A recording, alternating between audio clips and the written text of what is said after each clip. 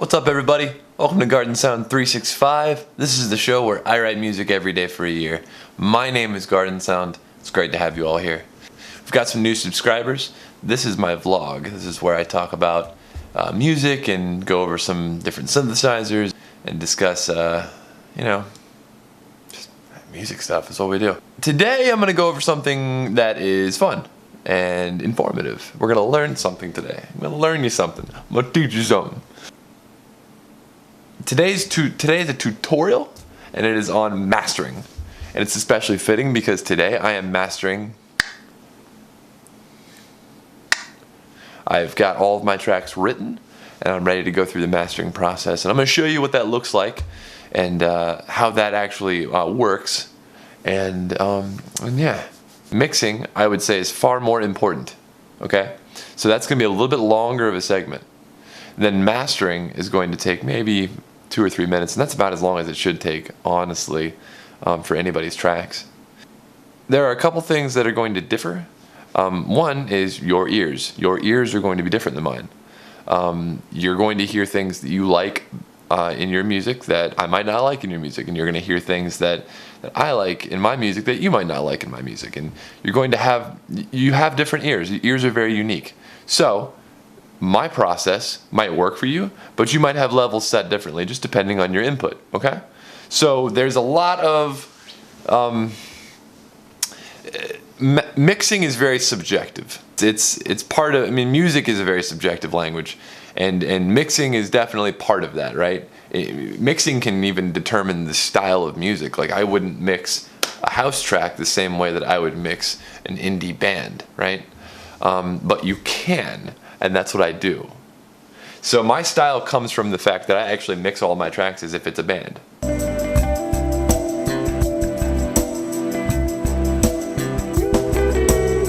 Alright, so everything's laid out like it normally is in one of my house tracks. That's what this is, just a house track. And it's got a couple of different layers, right? So we've got 7 different channels here. We've got a vocal sample, a hey yeah, a bass, auxiliary percussion, clap, a house kick, and a trap kick. And here's what those sound like individually. So let me just play this one part on loop. I'm going to deactivate everything, and I'll bring things in slowly, right? So the first thing we have is this vocal sample on top. Then we've got this hey yeah sample, which is just me singing hey yeah.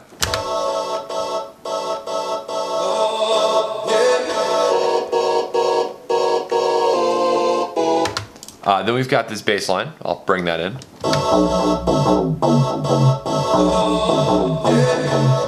A nice garage, little UK kind of fidgety bass. Then we got auxiliary percussion. I'll bring that in.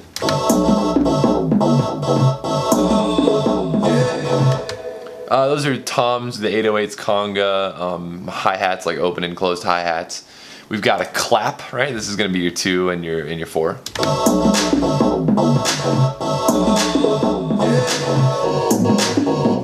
Then you've got the kick drum.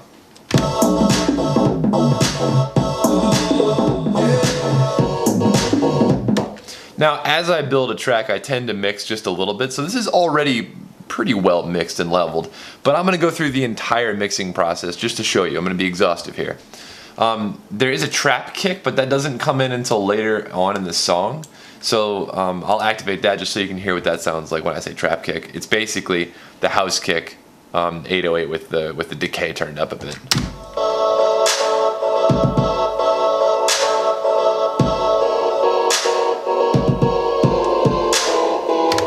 So yeah, this song ends in halftime. So it's I thought it was pretty cool when I made it, and it still is. So if I go to Ableton's mixer, or it's called the session view. I think it's called the session view. I don't really care. I think everybody knows what I mean when I say mixer. So here we go. This is the mixer view, right? And we've got 1, 2, 3, 4, 5, 6, 7 tracks ready to go. So what I like to do when I mix something is take my bracket, my loop braces, and place them over a section I know that is like the most loud part of the track, or the most intense, which would be right here for the first set of instruments, because I'm going to have to mix these 2 kick drums separately, right? So let's start with the house kick. The first thing I'm going to do is grab all of my tracks and take them all down to complete nothing, right? That includes all of my sends. If I have any like send effects like I do here, I have some Mr. Bill compression or parallel compression and some reverb. So I'm going to take that all the way down. Alright, now I'm paying attention over here, and I'm going to zoom in on that. I'm paying attention over here to this number right here, okay? And I'm trying to get that on the drums to be around between 8 and 9, negative 8 and 9 decibels, okay? That's what I'm going for. Decibels is dB, that's what I mean. So dB or decibels. And the reason for that is that's the recommended level to start mixing a band. So when you mix a band using bottom up mixing, which is what I use, that's the type of mixing that was taught to me by my mixing mentor George. And you know, bottom up means starting at the drums and then doing bass and then guitar and then vocals and keyboards, kind of in terms of frequency range, relative frequency range. So you want to start with the drums first, and those need to be between 8 and 9, negative 8 and 9 dB. So let's go ahead and mix those in. So I'm going to start with this house kick. I'm just going to bring it up.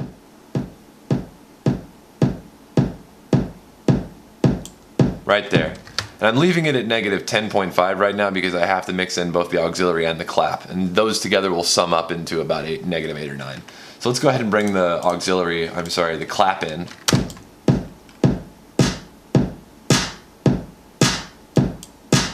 That sounds about right to me. I'm going to grab the auxiliary.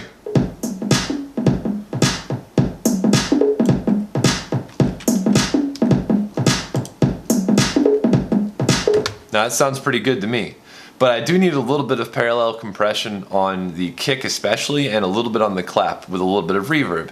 Now if you look at my send effects, those are both pre-master, meaning that those are going to get summed up and shoved into the master track along with everything else. So that's going to increase my relative sum dB a lot once I start to turn those up. So I'm going to go ahead and do that, and I'll probably have to adjust everything down.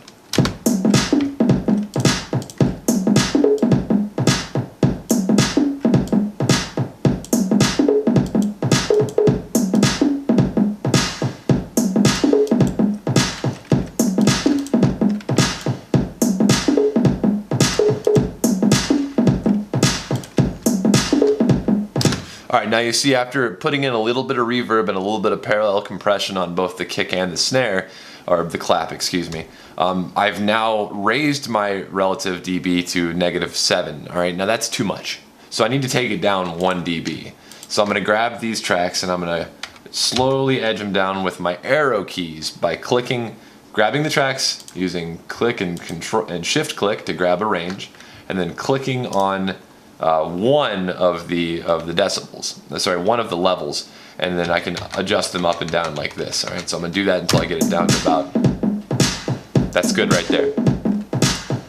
So I took everything down 1 dB, and collectively that brought the master down to 1 dB. Cool. So everything now is, on the percussion at least, is floating nicely between negative 8 and negative 9, right where I want it. The next thing I'm going to do is bring in the bass line. So here we go. I'm going to press play again and slowly bring in that bass line until it sounds right to my ears. Now this is the important subjective part. It's going to have to sound right to your ears. That's how loud the bass needs to be. There's not really a good set level for a bass in comparison to drums, right? So drums start out between negative 8 and negative 9. The rest of it is relative to the loudness of the drums. So this is completely dependent on your ears.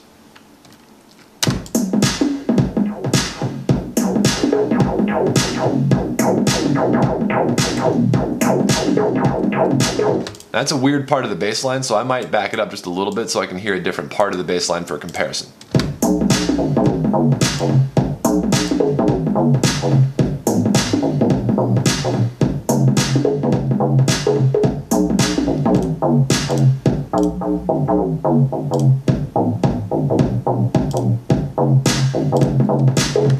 Okay, and you saw there, as I was listening to it, I double checked myself by taking some of the instruments out to make sure the level makes sense against everything.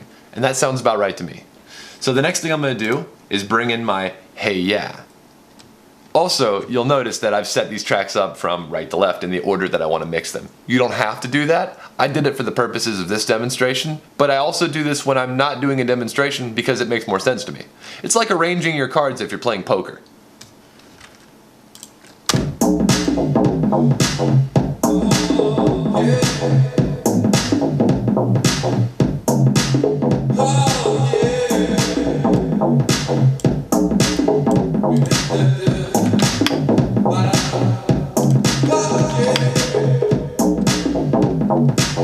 Okay, so I went ahead and brought that in until it sounded right to my ears.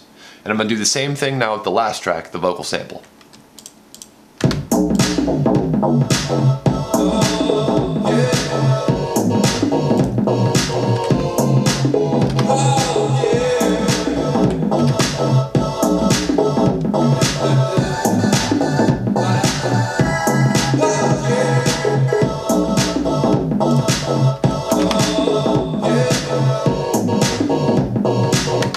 Okay, that sounds pretty good to me. Now if you'll look here, we've seen that our master track, our peak, right, is at -5.53. That's pretty good. You want things to be below -4 before you send the final mix down, which is what this is called, the mix down, to the mastering process.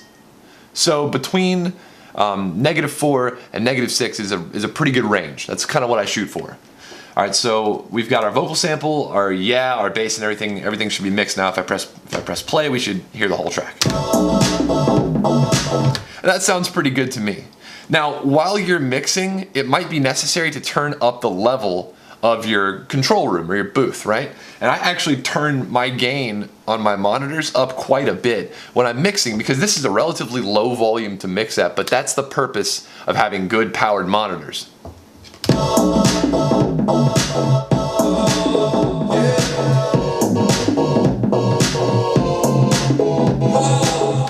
Because I'm mixing at relatively low volumes, it's necessary to turn that gain up a little bit on my control room.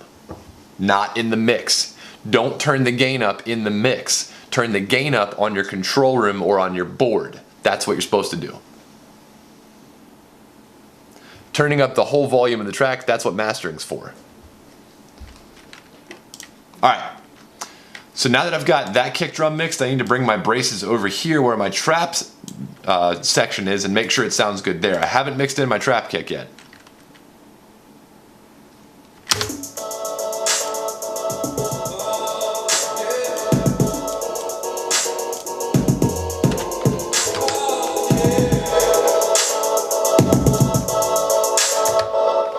That is way too loud. I've made a mistake. You can tell because my total volume is now at -0.49, a whole -4 dB higher than it was with the other kick drum.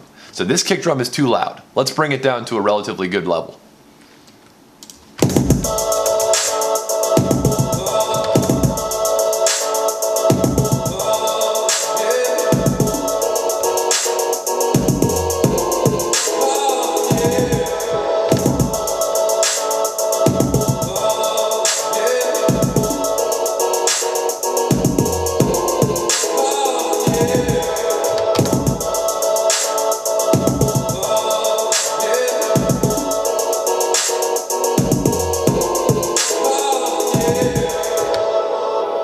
Much better.